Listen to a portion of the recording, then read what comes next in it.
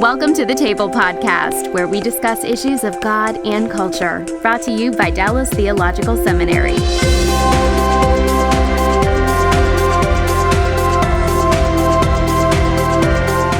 Welcome to the Table, where we discuss issues of God and culture. I'm Darrell, Bock, Executive Director for Cultural Engagement at the Hendricks Center at Dallas Theological Seminary.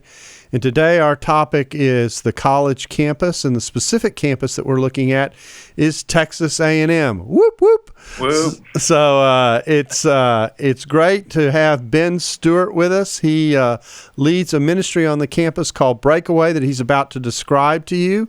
And this is one of a series of podcasts that we're doing on the college campus in America, where we're taking a look at the social and intellectual pressures and tensions that students are under today as they head off to college. And we do this as a service to churches to help them think through how they're preparing their kids in high school for the college campus. So Ben, welcome to the table. We're really pleased to have you. Thanks. I'm glad to be here. And it just shows that that payback is fair play, because when I came to College Station a couple of years ago, you audioed me, so I'm getting you back plus with video as well. Yeah. So, all right, let's go for it. All right. Well, let's talk about Breakaway. Tell us a little bit about the history and the nature of the ministry that you have there on the Texas A&M campus, and then we'll go from there. Right. Okay. Yeah, Breakaway is a homegrown ministry. I mean, it started on the campus of Texas A&M in 1989 by a group of sophomores. So literally a handful of guys just met in their apartment to pray, read the Bible, and it just took off in a grassroots kind of way from there. And we moved it onto campus several years ago and really see ourselves as missionaries to the campus. So Tuesday nights, 9 o'clock, we use venues on the campus to reach students, have a worship service, and then we spend a lot of our energy plugging them into local churches. So that's kind of who we are. Like we're, Lord willing, the hub in the middle of the campus, getting them connected to the Lord and His people. And this is not a small ministry by any means, because on an average week, how many Texas A&M students are you getting to your meetings during the week? Yeah, so this fall, our average has been over 5,000. So our largest, we did outdoors and had a little over 11, which was pretty crazy, man. So are they expanding Kyle Field to accommodate you eventually? Is that the goal? It for us. Oh, yeah.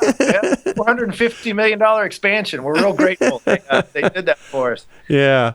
Well, it's amazing, because as I was there, a year and a half ago, and it was 3,500 then. So you guys are still blowing and going.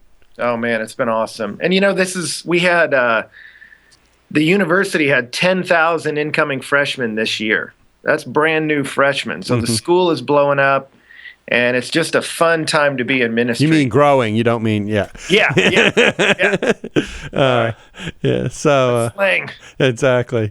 But anyway, yeah. So it's a fun time to be on the campus, man. Okay. Sure. So in your average meetings, what's taking place? They're real simple. I mean, we are. We'll use the basketball arena, and we'll get in at 6:30 and need to have it set by 8:30.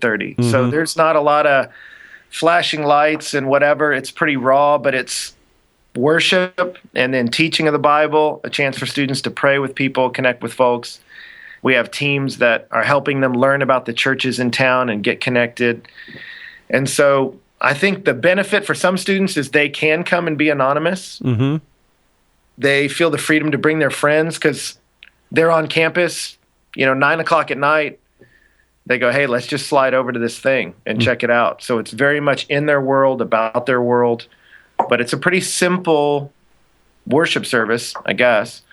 And then we call it a Bible study, but I know that can be a little misleading language. But that's basically what it looks like, some worship, some teaching. Now, is there any small group stuff going on out of it, or any discipleship stuff, or is it strictly these once-a-week meetings? Yeah, we disciple our volunteers. We have a volunteer corps of students that pull all this off. So I have a staff of 4, including myself. So this thing is really run by students, so we spend a lot of time with those students. But ABC student that comes, we made a decision a while ago. If we start a robust small group network, we've basically become a church. And so what we discovered as we studied A&M was we're a big ministry. It's a big campus, but it's a small town. Mm-hmm.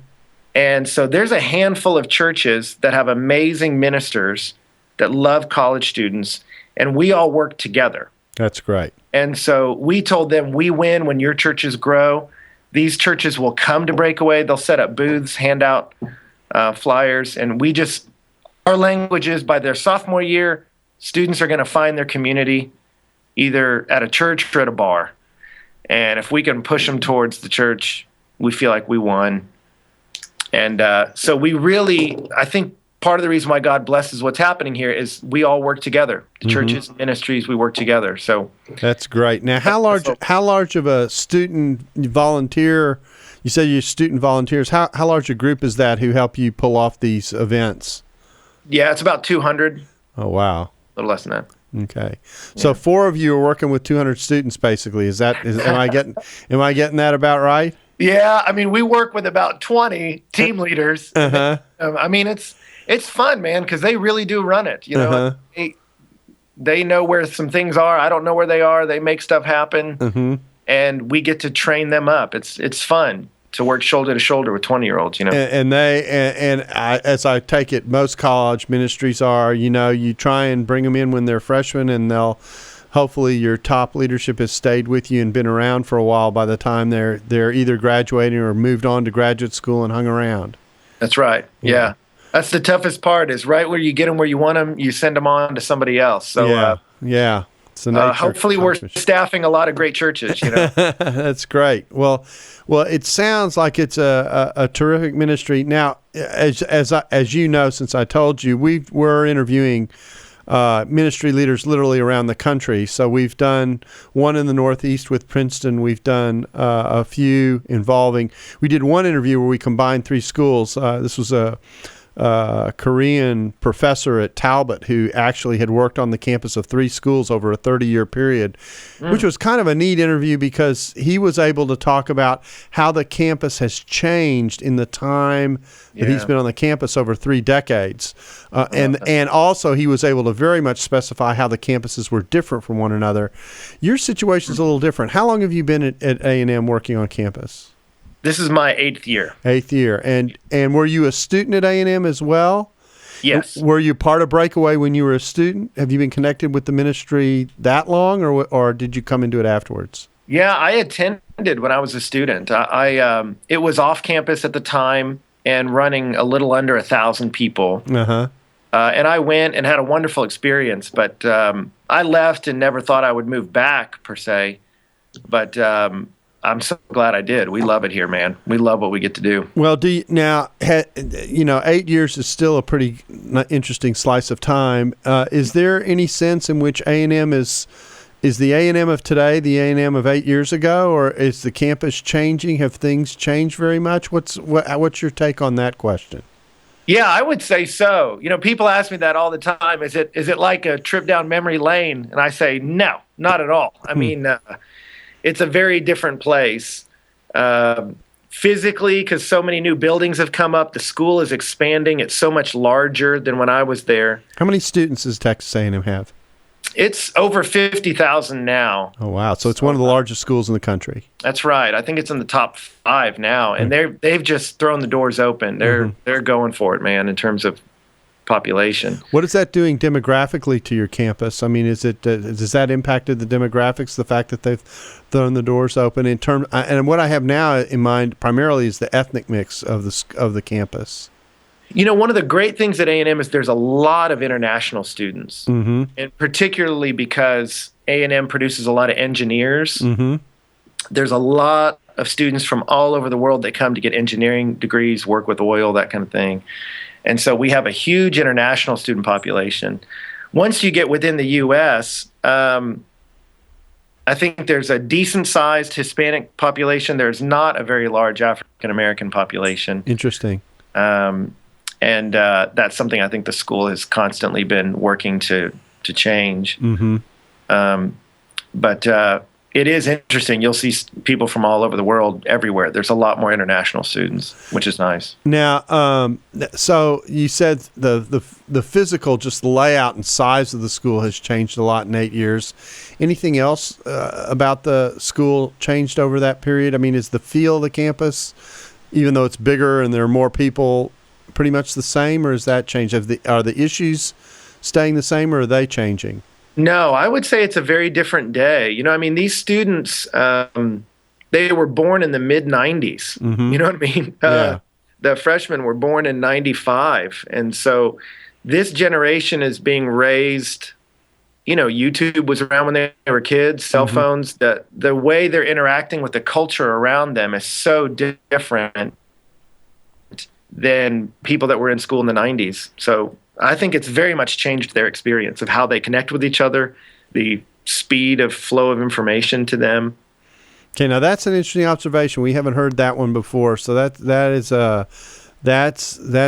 very important observation. When we talk about this in relationship to the seminary and the education models that we're dealing with, in class versus online, that kind of thing, I actually like to make the point that kids who grow up, who are born now, and I had my kids in mind who were born in the mid 80s up to 80 to 84. So they're actually probably about your age. Anyway, they grew up with technology around them, even to a lesser degree than the students you're talking about, but they interact with each other and through that means naturally, whereas we, my generation, had to acquire that ability, and we differentiate how we relate technologically versus non-technologically in a way, generally speaking, that younger people don't, or at least not as much. And so I do think that's a difference. And I like to say we have to be careful not to measure the way in which we grew into technology relating and confuse that with someone who's been used to it from the day they were born. Yeah. It does make a difference. It totally does. Mm-hmm. Yeah. Their interactions with their parents are very different. Their interactions with each other. Even watching, just the speed of gossip zoom around campus, you know what I mean? Or even the primary shapers of culture are not necessarily local anymore with college campuses. You know what I mean? So what are the influence? That's an important question. What kinds of influences are you talking about there? Well, I just think with students, their phones are everywhere now, So if there's ever a dull moment, something's happening right here. Yeah. And so you've got constant flow of information that may have nothing to do with the building you're in, the people around you. Yeah. It's coming from whatever sources you're being marketed to by. Interesting, because the image that flashed your mind when you picked up the phone and started to look at it is, I work out regularly, and the place where I work out happens to be real close to SMU. And it's amazing to watch younger people work out because they work out and their iPhones are still working. They aren't watching the television a lot of the times. They're sitting there interacting with their email while they're on the treadmill. I'm thinking, going, that's a different definition of multitasking than what I'm used to. Right. So, well, and so we live in a culture with these students, even different from mine, and I'm not that old, but they're growing up in a culture that in no way encourages meditation or reflection. Mm-hmm. It's just constant new data. And so that's where you'll meet students that their worldviews are just extremely fragmented because there's not really been anyone even encouraging them to try to integrate. How do these different things you believe relate to each other? Does it make any sense cohesively? And they really don't. So we're not in a culture that promotes meditation or contemplation. The metaphor I like to use is the picture of a news channel where you've got split screen, text going down the bottom, and it's all happening at once. And I often tell this story of being in a furniture store when my daughter was buying furniture for her first house, and I was sitting by a TV that was on MTV, and we and I was counting how long an image was on the screen. Mm-hmm. And I never got to the number 4. No. This is over a 5-minute period. And so I call my wife over, and I do the same exercise. I said, just listen to this. Just listen how long an image is up on the screen. And another 2 or 3 minutes, I never get to the number 4. And I turn to her and I say, that's how our kids are processing their information. Yeah. You know, it's coming in bursts, and it's short, and it's sweet, and it moves on, and you're always doing it. And I said, and I'm not even, that's just the image. I'm not even dealing with everything else that's on the screen here that's happening. Yeah. So I think it's a very very good point, and we're kind of I say moseying over to the core questions that I want to ask you, which is what in your judgment, as you minister to this horde of kids, I mean 5,000, good grief, what are the key social and intellectual challenges that students are facing? Let's start with the social ones first, and then we'll move to the more intellectual challenges as they think about their walk, the development of virtue, the development of character that their faith is calling for. What challenges are they facing at a social level?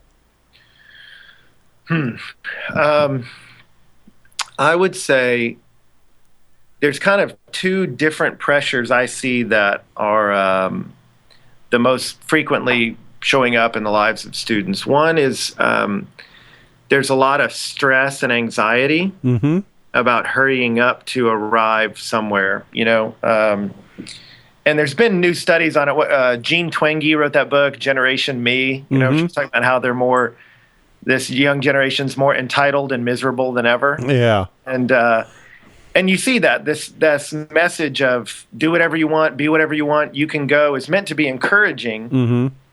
But what it does is it creates stress in students of I've got to hurry up and accomplish whatever. They're telling me I can and I should. And so there's this stress. And so I was surprised when I came back. You know, I graduated in 98, came back in the mid 2000s. And the number of hours students take per semester has radically gone up. And they don't even know why. They're rushing so fast to get out or rushing so fast to get the next internship or whatever. There's just this, I've got to grab it. I've got to get it. And there's not much contemplation on it, but there's a lot of stress to perform. And I would say what I think it is with students is they're being pressured to be the creator of their stories rather than the discoverer of them. You know, I think they're being told, you've got to find what makes you happy and go do it. And that puts enormous pressure on them rather than saying, hey, God built you to do something for the common good. Discover that. Go on an adventure to discover how you've been made. They're trying to be the author of their story rather than the character in their story. And so you see a lot of stress in students.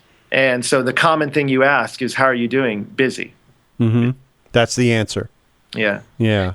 And then the second thing I would say is, James says, true religion is to visit the orphan and widow in their distress and to keep oneself unstained from the world. And what I love about this generation of students is they're killing it on the first one. They are so concerned with social justice issues, and it's beautiful. My generation wasn't but the unstained from the world. I mean, they, the college campus is heralded in the culture as the place of experimentation and everything's good and try it all, and the boundaries have disappeared. For this generation, they don't look for pornography; it's finding them. These kids, what's the latest statistic? 90% of them before they were 10 had seen hardcore pornography online. I mean, they're not looking for it. Yeah. So this generation has soaked in some really intense sexual pressures, exposure for most of their lives. Now, how does that impact them at the relational level? I mean, because this answer to this question in this area is pretty consistent, almost no matter what campus we talk about. and I mean, it may be slightly more intense and less subtle in the Ivy League, where they have the annual sex week and that kind of thing. But but it's still there, and I think every person we've asked this question has put this topic on the table. Yeah. So how do your students deal with that? Yeah. Well, you mean in a good way or a bad way? Well, that's a wide open question. I mean, take it wherever you want in terms of, obviously you're talking to them a lot about these areas and you're challenging them in these areas. So process that for me. Yeah. I think because there's such a bombardment of information and so little time and encouragement for reflection, students are just getting stuff thrown at them, images online with pornography and different things, and different pressures socially. And so one of the strengths I think the minister has, like I do, is they're not really being presented with logical argumentation. It would be really life enhancing to have this kind of sexual experience. Nobody's saying that. It's just more do it. So as a minister, you've got logic on your side. Nobody is really helping them think through what are the consequences. Believe, do whatever you want. Where does that road go? Yeah. How is that worked out in others' lives? And what you'll find is that's just maybe not even been contemplated. It's not that they're dumb. They just not put those pieces together of, oh man, that may not be the most healthy lifestyle, because I don't think the culture encourages that kind of contemplation, Mm-hmm. So you're supplying something that's missing or attempting to. Yeah, I think what we're constantly trying to do is integrate that. How do your beliefs connect to each other? Do they logically fit? Mm-hmm. So I'll talk to students about if they're a Christian student, talk about their faith in Christ, and they'll have things to say about their church and what they're reading. But then I'll ask about what they're studying and what they want to do with their lives. And this will not really have informed that at all. Yeah. We're actually dealing with that at a completely different level with something else that we're doing, which is we've received a grant from the Kern Family Foundation to talk about faith and work.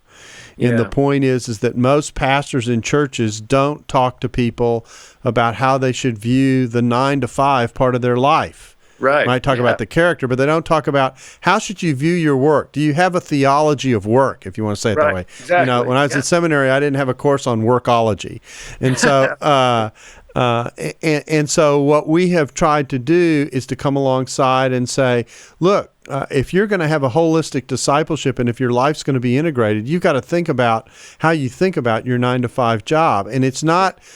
You shouldn't think of it in a secular kind of way where you walk in and I do it so that I'm freed up to do the other things with my life that I want to do in the rest of the time that I have. You've got to integrate that into what you do.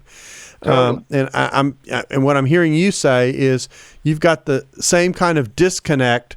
It isn't surprising if their parents haven't connected it. The kids aren't going to connect it either.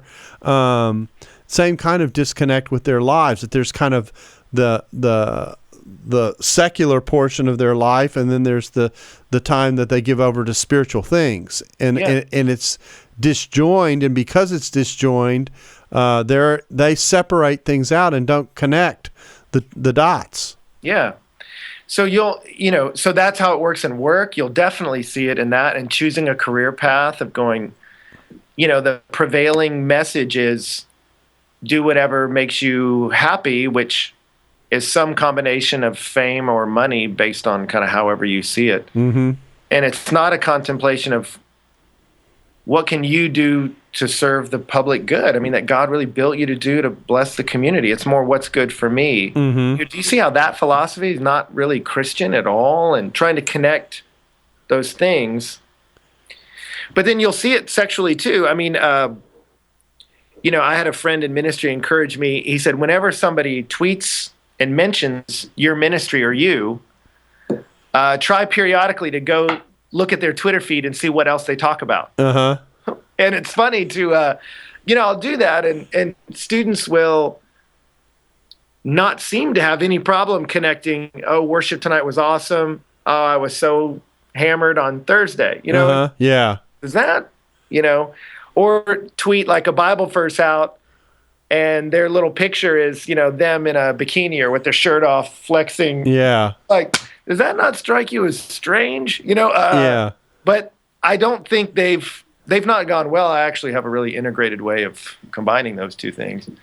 They've just not thought about the implications of worshiping God on their sexuality and how they present it. That's not every student, but that's a common theme. Yeah. And there's a lot there. I take it there's a lot of pressure to go there. I mean, college campus. Now, again, I'm taking the clock back, to when before there were trains and cars and that kind of thing. But Sure. when I was on college campuses, the terrific pressure. It's on a university campus, University of Texas. I think I can say that even though I'm talking to someone from A&am. Yeah. And the pressure to drink and socialize and connect was huge. Yeah. And that's what the weekends were. They were like magnets to that, and full of opportunities for poor choices, if I can say it that way.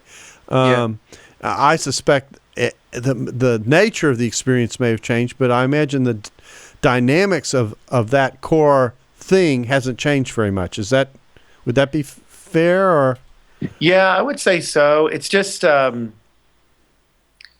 don't know. It's interesting, even when I think about when I was coming up, there was still a sense of it was the forbidden. Uh-huh. And now it's the common. Uh-huh. You know what I mean? So something switched. We've crossed the Rubicon, so to speak. Yeah, absolutely. And so they're still all doing it, but it doesn't have this the stigma that it the did. thrill of doing something really taboo. It's kind of like, well, this is what we do. Huh. And the upshot of it is it's not a very satisfying life intellectually or socially, or that's in a sense made, I think, my job easier as a minister, is because the culture has said, just run. Mm-hmm. And when students run that way, or even see people doing it, they go, that's actually, they're not really much happier, Mm-hmm. And so I think being able to come to them with a presentation of the truth is compelling to students in a new way, because they're seeing this is the culture soaking in, and it's now, not really how much of the tension is I'm trying to think of a good way to ask this. Mm-hmm. How much of the tension is, when that's the scenario, that in the attempt to seemingly connect more often, it's actually because of I'll characterize it, the shallowness of the connection. It's actually a more lonely kind of existence. Is that irony taking place? Absolutely, yeah. That sex without love doesn't really work. Mm-hmm. Love without commitment doesn't really work. And so I think that's the pervasive kind of feel in the culture. And I think with students, it's fairly easy to tap into that. This isn't really working. Let's just think down this road a little bit. It's not a very satisfying road. So then they emerge from the other end, having, if I could say it this way, bought in to a certain degree, and then an element of disillusionment sets in, because it isn't delivering. And so then what do? You either intensify the numbness, if I can say it that way, or you say there's got to be another way. And that's what I think is, ministers today have lost maybe what we had in the past, which is sort of the credibility. Mm-hmm. I feel like maybe there was a day where you could tell people, well, this is the way to view sex or work or life. People would go, well, of course, you're quoting the Bible. Everyone believes the Bible. There's this common acceptance of a biblical worldview. Mm-hmm. There's less of that now. Yeah, absolutely. But I think if you preach, what you have on your side is truth, logic, because logic isn't really even used that much in the arguments of what students believe. They've just been told it a lot. And so when you just talk through the truth of, okay, this is a common prevailing thought in the culture, where is that going? Is that a very satisfying place at all? Now let me show you a more excellent way. Let me show you a way that actually touches the deepest longings of your heart, is intellectually satisfying to your mind, and works socially.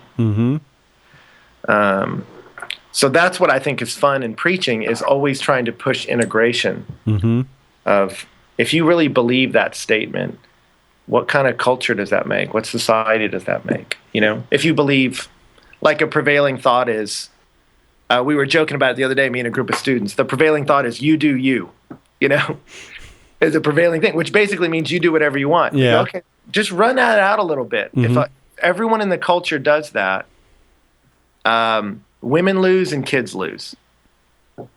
And then you just start giving them examples of when cultures embrace selfishness as a core value, women and children lose because the strong people win. And then everybody loses because we got messed up families. Exactly. Yeah. And then ultimately everyone loses. And you go, who wants a world like that? Yeah. Join us next week for part 2 of the Table Podcast. Dallas Theological Seminary. Teach truth, love well.